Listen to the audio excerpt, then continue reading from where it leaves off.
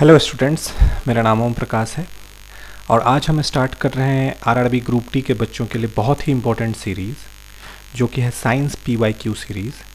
इसमें 2025 के एग्ज़ाम में पूछे गए सारे साइंस के क्वेश्चंस मैं कवर करने वाला हूं। और अगर आप सारे साइंस के क्वेश्चंस को देखें कि वो कितने हैं नंबर में, तो ऑलमोस्ट ये 2000 के रेंज के क्वेश्चंस हो जाते हैं। और मेरे ख्याल से अगर किसी एक सब्जेक्ट में आप इतने क्वेश्चंस का प्रिपरेशन करते हैं या बेसिक रिवीजन भी करते हैं तो एग्ज़ाम के लिए ये मोर देन इनफ क्वेश्चंस होगा। तो चलिए शुरू करते हैं। आज का हमारा पहला क्वेश्चन है, what happens when naphthalene ball is burned in metal plate in an open space. Hindi में ही बोलता हूँ मैं।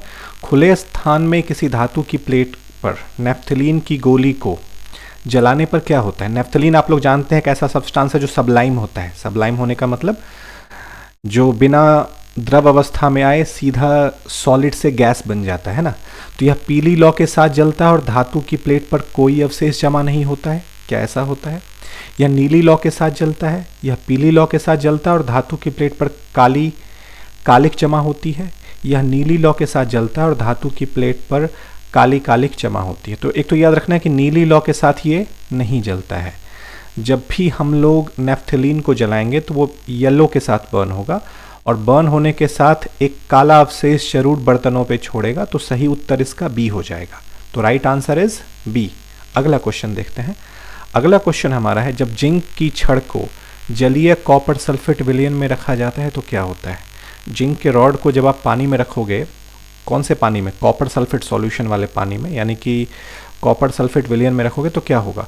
कॉपर सल्फेट विलयन का नीला रंग फीका पड़ जाएगा, अभिक्रिया प्रारंभ होने के लिए उष्मा की आवश्यकता होगी, विलयन का तापमान गिर जाएगा या कोई रासायनिक परिवर्तन नहीं होगा। तो होता यह है कि जब भी हम जिंक को डालते हैं कॉपर सल्फेट में, तो हमें पता है जिंक कॉपर से ज़्यादा रिएक्टिव है, तो वो कॉपर को डिस्प्लेस कर देता है।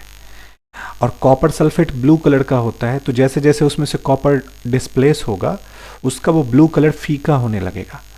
तो राइट आंसर इसका ए हो जाएगा कि धीरे धीरे जो है फीकापन बढ़ने लगेगा, है ना, सॉल्यूशन का। क्वेश्चन नंबर 3 हमारा है, अंडे देने के लिए किस प्रकार की पोल्ट्री पक्षियों को पाला जाता है।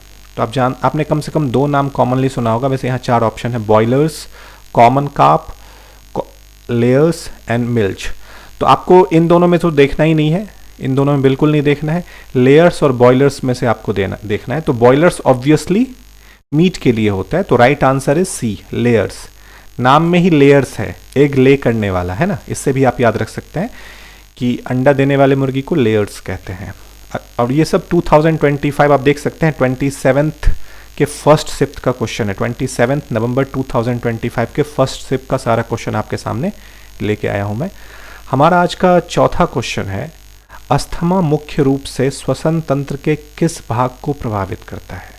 अस्थमा तो क्या वो ट्रैकिया को करता है यानी श्वास नली को करता है, वायुकोश यानी एल्वियोली को करता है, ब्रोंकाई एंड ब्रोंकियोल्स को करता है या फिर डायफ्राम को करता है। तो जो हमारे हृदय का ब्रोंकाई और ब्रोंकियोल्स वाला भाग होता है ना, अस्थमा मुख्य रूप से उसी को प्रभावित करता है। ये बात याद रखिएगा, है ना। अगला प्रश्न जो कि प्रश्न संख्या 5 है, क्लोरीन का भिन्नात्मक परमाणु द्रव्यमान निम्न में से किसके कारण होता है। भिन्नात्मक परमाणु द्रव्यमान का मतलब होता है जो एटॉमिक मास होता है ना, वो दशमलव में होता है। जैसे आपने देखा होगा क्लोरीन का एटॉमिक मास 35.5 है। तो ये पॉइंट में कहाँ से आ गया? हम सब जानते हैं कि जब हम परमाणु द्रव्यमान निकालते हैं तो प्रोटॉन और न्यूट्रॉन की संख्या को जोड़ा जाता है। तो प्रोटॉन और न्यूट्रॉन की संख्या तो पूर्णांक संख्या होनी चाहिए थी, एक इंटीजर होना चाहिए था, बट जोड़ने के बाद ये पॉइंट क्यों आ रहा है? तो पॉइंट आने का मुख्य कारण होता है कि जो आइसोटॉप्स होते हैं उसके साथ हम उसका एवरेज निकालते हैं और एवरेज हमेशा दशमलव में चला जाता है। दैट्स वाई हमारा राइट आंसर हो जाएगा प्रेजेंस ऑफ आइसोटॉप्स। याद रखिएगा, आइसो बार वगैरह चूज मत कर लीजिएगा, आइसोटॉप्स। आइसोटॉप्स का मतलब एक ही एलिमेंट के ऐसे एटम जिनका एटॉमिक नंबर तो सेम है बट एटॉमिक मास अलग अलग है, उनको आइसोटॉप कहा जाता है। प्रश्न संख्या 6 है आज का, पृथ्वी की परिक्रमा करता हुआ कोई उपग्रह यदि वृत्ताकार पथ पर नियत चाल से गति करता है तो वह एक समान वृत्तीय गति का उत्तम उदाहरण है। इस गति का कौन सा गुण इसकी त्वरण को शून्य नहीं होने देता। हम सब जानते हैं कि जब भी कोई वस्तु किसी सर्कुलर पाथ पे यानी वृत्ताकार पथ पे अगर वो घूमता है तो भले ही उसकी गति यूनिफॉर्म हो, फिर भी उसमें त्वरण होता है यानी कि एक्सेलरेशन होता है। इसका रीज़न क्या है? तो पहला ऑप्शन इन्होंने दे रखा है, the direction of motion changes continuously at every point meaning the velocity is changing. दूसरा ऑप्शन है, total mechanical energy is conserved necessitating acceleration. तीसरा है, the speed is too high यानी गति बहुत अधिक है जिसके गुरुत्वाकर्षण बल नियत वेग को बनाए नहीं रख पाती है। या फिर कक्षा गतिकी के कारण वस्तु का द्रव्यमान निरंतर बदलता है। द्रव्यमान तो देखो कभी बदलेगा नहीं, कट कर दो पहले ही। गति बहुत अधिक है जिसके कारण गुरुत्वाकर्षण बल ऐसा हो ही नहीं सकता, गति से उसका कोई लेना देना नहीं है। कुल यांत्रिक ऊर्जा संरक्षित रहती है, इसमें कोई गलत नहीं है ये, बट जिसके लिए त्वरण आवश्यक है ऐसा जरूरी नहीं है, तो ये भी गलत हो गया। राइट आंसर ए हो जाएगा। चूंकि इसका दिशा हमेशा किसी भी वृत्ताकार पथ पे अगर कोई वस्तु घूमेगी तो उसे लगातार अपना दिशा बदलता रहना पड़ेगा और इस दिशा को बदलने के लिए जो है उसमें त्वरण होना जरूरी है, बिना त्वरण के वो दिशा नहीं बदल सकता। हमारा अगला प्रश्न है, एक पिंड को किसी ऊंचाई से गिराया जाता है, यदि यह 3 सेकंड तक गिरता है तथा जी का मान अगर हमें 10 मीटर पर सेकंड स्क्वायर लेना है तो इसका अंतिम वेग क्या होगा? इसके लिए आप लोग एक फॉर्मूला जानते होंगे, v का फॉर्मूला होता है u प्लस ए टी। अगर ये फॉर्मूला आपको पता है तो आप आराम से निकाल लोगे। किसी ऊंचाई से जब हम किसी वस्तु को नीचे गिराते हैं तो उसका u 0 होता है, तो u तो हमारा 0 हो गया। a की वैल्यू इन्होंने हमें कहा है 10 लेने के लिए और t का मान 3 सेकंड है, तो जब हम उसको इस पर अप्लाई करेंगे तो 30 मीटर पर सेकंड आंसर आ जाएगा विच इज़ बी। तो बी इज राइट आंसर। इसमें कुछ खास नहीं था, बस आपको गति के तीनों इक्वेशन आपको पते होने चाहिए। मोशन का जो तीनों इक्वेशन है, v equal to u plus a t, s equal to u t plus half a t square और v square equal to u square plus 2as, ये तीनों इक्वेशन आपको पता होना चाहिए। अब अगला प्रश्न है, निम्नलिखित में से कौन सा उदाहरण समान वृत्तीय गति को दर्शाता है? यूनिफॉर्म सर्कुलर मोशन को कौन दर्शाता है? तो पहला है, a fan blade rotating at constant speed, a ball thrown vertically upward, a train move on its track, a car accelerating on its way. कोई भी कार पहली बात तो वृत्तीय गति पे है नहीं, तो इस पे तो बोल नहीं सकते। ट्रेन का ट्रैक भी पूर्णतः वृत्तीय होता नहीं है और वर्टिकली अपवर्ड बॉल में भी वृत्तीय आएगा नहीं, तो एक ही ऑप्शन बचता है, एक जो फैन का ब्लेड है अगर वो एक समान नियत साल से चल रहा है तो उसका यूनिफॉर्म मोशन होगा। अगला प्रश्न है, निम्नलिखित में से कौन सी जीवन प्रक्रिया प्रजातियों में विविधता लाने के लिए महत्वपूर्ण है? वेरिएशन लाने के लिए कौन सा इसमें इंपॉर्टेंट है? एक तो इन्होंने कह रखा है हेट्रोट्रॉपिक न्यूट्रिशन, विषम पोषी पोषण, यौन प्रजनन, स्वपोषी पोषण या परिवहन। तो हम सब जानते हैं जो सेक्सुअल रिप्रोडक्शन है, इसी के कारण सेक्सुअल रिप्रोडक्शन के ही कारण वेरिएशन आता है और सेक्सुअल में वेरिएशन नहीं हो पाता, तो ये बात याद रखना है। वेरिएशन का सबसे बड़ा रीजन सेक्सुअल रिप्रोडक्शन। हमारा अगला प्रश्न है, किसी लेंस की क्षमता को किस प्रकार परिभाषित किया जा सकता है? यानी कि लेंस के पावर को डिफाइन करना है। तो पहला है ratio of image distance to object distance, बिल्कुल गलत। वैसे ये हो भी सकता है, image distance to object distance v by u formula तो होता है, बट वो किसका होता है ये आपको सोचना है। The reciprocal of its focal length in metre, the product of its focal length and refractive index and the square of its focal length. तो ये तो बिल्कुल नहीं है, और रिफ्रैक्टिव इंडेक्स के साथ फोकल लेंथ के रेशियो का कोई फॉर्मूला नहीं है। और ये होता है बट ये मैग्निफिकेशन का होता है, तो ये भी नहीं है। राइट आंसर हो जाएगा ये। हम सब जानते हैं पावर का फॉर्मूला होता है 1/f और f मीटर में होना चाहिए, ये बात आपको याद रखना है, ठीक है। अगला प्रश्न संख्या 11 पे हम लोग पहुंच गए हैं। अगर आप लोगों को इसी तरह का वीडियो और भी चाहिए तो प्लीज़ कमेंट सेक्शन में मुझे ज़रूर बताइएगा। मैं इस टाइप के हर सेक्शन का, यानी कि फ़िलहाल तो मैं साइंस का लेके आ रहा हूँ, मैं इसी तरह के PY की सीरीज़ मैथ का लेके आ सकता हूँ, रीजनिंग का लेके आ सकता हूँ और करंट अफेयर्स का भी लेके आ सकता हूँ, बट मेरा प्राइमरी फोकस फ़िलहाल साइंस पे है। हमारा आज का 11वां प्रश्न है, विभवांतर जिसको पोटेंशियल डिफरेंस कहते हैं को वोल्ट में मापा जाता है, विच इज़ राइट। एंड दूसरा कथन है 1 वोल्ट 1 न्यूटन प्रति कूलम के बराबर होता है। तो विभवांतर को वोल्ट में नापते हैं, ये बात सही है, और 1 वोल्ट 1 न्यूटन प्रति कूलम होता है। तो हम जानते हैं V का formula V is equal to W by Q होता है। तो W का जूल होता है, Q का कूलम्ब होता है, इसमें कहीं भी न्यूटन तो नहीं है, दैट इज वाई ये गलत हो गया। तो कथन 1 सही है और कथन 2 गलत है। तो हमें ऐसा वाला ढूंढना पड़ेगा कि ओनली स्टेटमेंट 1 इज राइट। तो हमारा सही उत्तर डी हो जाएगा। अगला प्रश्न है, which of the following material is extracted in the middle of activity series, मतलब कौन सी धातु क्रियाशील श्रृंखला के मध्य भाग में स्थित है। अगर आप लोगों को रिएक्टिविटी सीरीज पता है तो आपको पता होगा, हम पोटेशियम से शुरू करते हैं, फिर सोडियम, फिर कैल्शियम, फिर मैग्नीशियम, फिर एल्यूमिनियम, इस तरह से। तो अगर आप गौर से देखोगे तो सोडियम तो टॉप पे है, गोल्ड बॉटम में है, सबसे नीचे है, पोटेशियम भी टॉप पे है, आयरन मध्य में आता है। तो हमारा सही उत्तर हो जाएगा आयरन, यानी कि लोहा। लोहा बीच में आता है, हमें बीच वाला पूछ रहा था, है ना। अगला प्रश्न है, किसी ध्वनि तरंग की आवृत्ति 50 हर्ट्ज है, हर्ट्ज उसकी फ्रीक्वेंसी, एक तरंग पूरी करने में कितना समय लगेगा। तो आप लोगों को अगर टाइम पीरियड का फॉर्मूला पता हो तो होता है 1/f। अब अगर f के जगह पे 50 डालोगे ना और इसे सॉल्व करोगे तो आंसर क्या आएगा, सोच के देखो। 1 को मैं 5 से डिवाइड करूं तो 0.2, तो 0.02 सेकेंड। तो इसका सही उत्तर हो जाएगा सी। ये बस फॉर्मूला पे बेस्ड था, आपको ये फॉर्मूला पता होना चाहिए था, t = 1/f, फिर आप ये आराम से निकाल सकते थे। अगला प्रश्न है, किसी कोशिका विभाजन विधि के द्वारा द्विगुणित यानी डिप्लॉइड जिसे कहते हैं क्रोमोसोम को आधे यानी हैप्लॉइड गैमेट्स में विभाजित किया जाता है। तो आपने 2-3 वर्ड सुना होगा, amitosis, meiosis, mitosis, binary fission. तो आपको याद रखना है कि डिप्लॉइड से हैप्लॉइड, यानी कि हम सब जानते हैं जैसे हमारे एक सेल में 23 पेयर ऑफ क्रोमोसोम होते हैं, यानी 23 पेयर ऑफ क्रोमोसोम होते हैं। बट मियोसिस एक ऐसा प्रोसेस है जिसमें 23 पेयर को यानी जोड़े को अलग अलग कर दिया जाता है ना। और इसे ही कहा जाता है हैप्लॉइड बनाना, डिप्लॉइड से हैप्लॉइड बनाना। तो हैप्लॉइड बनाने वाले प्रोसेस को ही मियोसिस बोलते हैं, ओके। और माइटोसिस में क्या होता है, एज इट इज कॉपी हो जाता है। अगर 23 पेयर यानी 46 है तो 46 का 46 ही कॉपी होगा, वो हाफ नहीं होगा, ठीक है।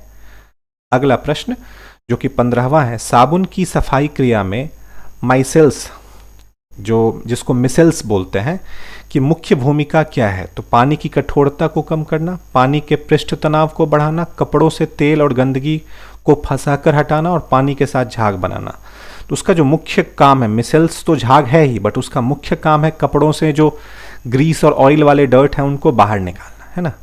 अगला प्रश्न जो कि 16वां है, निम्नलिखित में से कौन सा कथन स्थिर अनुपात के नियम को सबसे अच्छे रूप में समझाता है।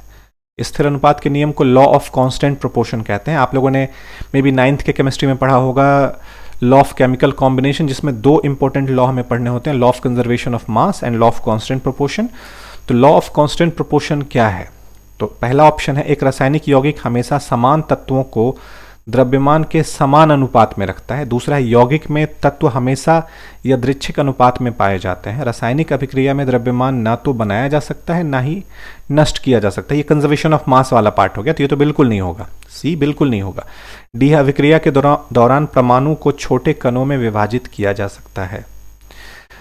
तो इसका सही उत्तर ए हो जाएगा। A chemical compound is always contains the same element, यहां सेम होना चाहिए था, लेम हो गया है, printing mistake, same element in same proportion by mass, ठीक है।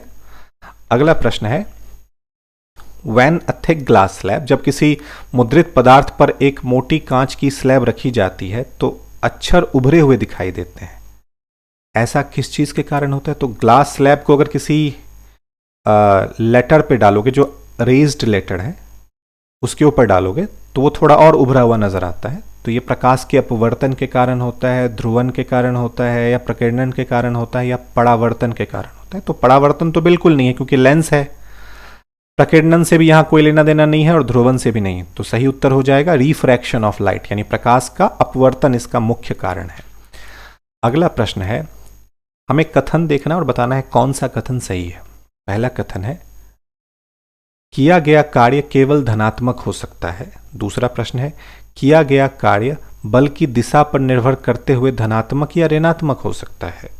तीसरा है, किया गया कार्य बल के विस्थापन पर निर्भर नहीं करता है और किया गया कार्य केवल ऋणात्मक हो सकता है। तो ऑब्वियसली किया गया कार्य सिर्फ पॉजिटिव हो गलत है, सिर्फ नेगेटिव हो गलत है, और निर्भर ही नहीं करता ये भी गलत है। तो वो इस बात पर निर्भर करता है कि बल किस ओर लगाया गया है। अगर बल धनात्मक दिशा में लगाया गया है तो कार्य धनात्मक होगा, अगर बल विपरीत दिशा में लगाया गया है तो कार्य ऋणात्मक होगा, यानी नेगेटिव वर्क होगा। हमारा 19वां प्रश्न है। अब सिर्फ 5-6 क्वेश्चन हमारे बचे हैं, बहुत ही छोटा वीडियो है यह, आप इसे फास्ट फॉरवर्ड करके भी देख सकते हैं। निम्नलिखित में से कौन सा पादप उत्तक प्रकाश संश्लेषण करता है? तो प्रकाश संश्लेषण के लिए क्या स्क्लेरन कायमा है, क्लोरन कायमा है, फ्लोएम है या जाइलम है? तो फ्लोएम और जाइलम का प्रकाश संश्लेषण से कोई लेना देना नहीं है। स्क्लेरन कायमा एक अलग ही चीज है, ये एक तरह का फाइबर है। तो जो क्लोरन कायमा होता है ना, इसी में प्लास्टिड वगैरह होते हैं और यही प्रकाश संश्लेषण के लिए सबसे महत्वपूर्ण है। अगला प्रश्न, जब पानी और पोषक तत्व उपलब्ध होते हैं तो शैवाल तेजी से बढ़ते हैं, इस प्रक्रिया को हम क्या बोलते हैं? तो स्पोर फॉर्मेशन बोलते हैं, बडिंग बोलते हैं, फ्रेगमेंटेशन बोलते हैं या पॉलिनेशन बोलते हैं? तो जो ये एल्गी में होने वाला प्रोसेस है इसको फ्रेगमेंटेशन कहते हैं, जैसे स्पाइरोगायरा वगैरह में होता है ना। आज का 21वां प्रश्न है, एक कुंडली का प्रतिरोध 44 ओम है, यदि इसे 220 वोल्ट आपूर्ति से जोड़ा जाता है तो कुंडली द्वारा उपभोग की गई शक्ति क्या होगी? तो हमसे पावर पूछा जा रहा है और पावर का फॉर्मूला क्या होता है? V और R के हिसाब से अगर फॉर्मूला लिखें तो V²/R। पावर के कई सारे फॉर्मूला हैं, V² अगर हम करने की कोशिश यहां पे करें तो V की वैल्यू कितनी है? 220। तो हम इसे लिखेंगे 220 गुने 220 और बट्टा में हो जाएगा R की वैल्यू है 44। अब इससे इसको कट करते हैं, 11 4 जा 11 2 जा 4 5 जा और 5 से 220 को मल्टीप्लाई करेंगे तो 1100 वाट। तो सही उत्तर 1100 वाट हो जाएगा। इसमें आपको फॉर्मूला पता होना चाहिए था, P = V²/R। P के कई सारे फॉर्मूला है, जैसे P का एक फॉर्मूला है VI, P का एक फॉर्मूला मैंने अभी यूज किया V²/R, P का एक फॉर्मूला होता है I²R। तो ऐसे कई सारे P के फॉर्मूला हैं और एक P का मुख्य फॉर्मूला जो उसके डेफिनेशन में आता है, P = V/Q, rate of doing work, W/T। Main formula होता है W/T। तो ये 4 फॉर्मूलाज आपको जरूर पता होने चाहिए। अगला प्रश्न है, वह क्रियात्मक समूह जिसमें ऑक्सीजन विषम परमाणु नहीं होते हैं, मतलब the functional group which does not contain oxygen heteroatom. तो अल्कोहल में ऑक्सीजन होता है, हम जानते हैं।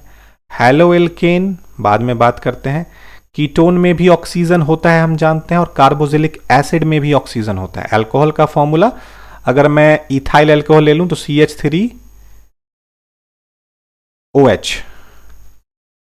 अगर कीटोन का ले लूं तो कीटोन में कई सारे ग्रुप हैं, बट एक ग्रुप भी अगर उसमें से उठाओगे तो उसमें O मिल जाएगा, क्योंकि कीटोन का जो मेन फंक्शनल ग्रुप होता है वो ये होता है, CO। हैलोएल्केन पे आ जाए तो हैलोएल्केन में ऑक्सीजन होने का कोई चांस ही नहीं, इसमें क्लोरीन, ब्रोमीन और आयोडीन होता है। तो सही उत्तर हमारा B हो जाएगा। अगला प्रश्न है, निम्नलिखित विकल्पों में से कौन सा विकल्प संवर्धन मत्स्य प्लान शब्द का सबसे अच्छा वर्णन करता है? तो आपसे ये पूछ रहा है कि कल्चर फिशरी को सबसे अच्छे तरीके से कौन यहाँ पे एक्सप्लेन कर रहा है? समुद्री जल से मछलियां पकड़ना, कृत्रिम संसाधनों से मछलियां पकड़ना, प्राकृतिक संसाधनों से मछलियां पकड़ना, या मछलियों का पालन पोषण या खेती करना? तो सही उत्तर D हो जाएगा, उसे ही मत्स्य संवर्धन या कल्चर फिशरी कहा जाता है ना। और 24वां प्रश्न है हमारा, प्रजनन के दौरान DNA की प्रतिलिपियां बनाना क्यों महत्वपूर्ण है? तो वंशानुक्रम के लिए, पाचन के लिए, श्रवण के लिए, रक्त, ऑब्वियसली लक्षणों को आगे बढ़ाना है, इसी के लिए DNA की प्रतिलिपियां बनाई जानी चाहिए। और अगला प्रश्न है, निम्नलिखित में से कौन सा किसी विलयन की सांद्रता को व्यक्त करने के लिए प्रयुक्त नहीं किया जाता है? तो volume by volume percentage of solution, mass by mass percentage of solution, volume by mass. देखिए, मास बाय वॉल्यूम तो होता है बट वॉल्यूम बाय मास नहीं होता। तो राइट आंसर हमारा यही हो जाएगा C, क्योंकि यहाँ पे नॉट यूज किया गया था। इस तरह से हमारा आज का ये जो 25 प्रश्नों की श्रृंखला थी ये समाप्त होती है। हम ऐसे ही सीरीज लेके अभी से एग्जाम तक आते रहेंगे। आप लोग इस वीडियो को ज़्यादा से ज़्यादा शेयर कीजिए और वीडियो को लाइक कीजिए ताकि मैं और भी ऐसे वीडियो बना के आप लोगों के पास ला सकूं। धन्यवाद।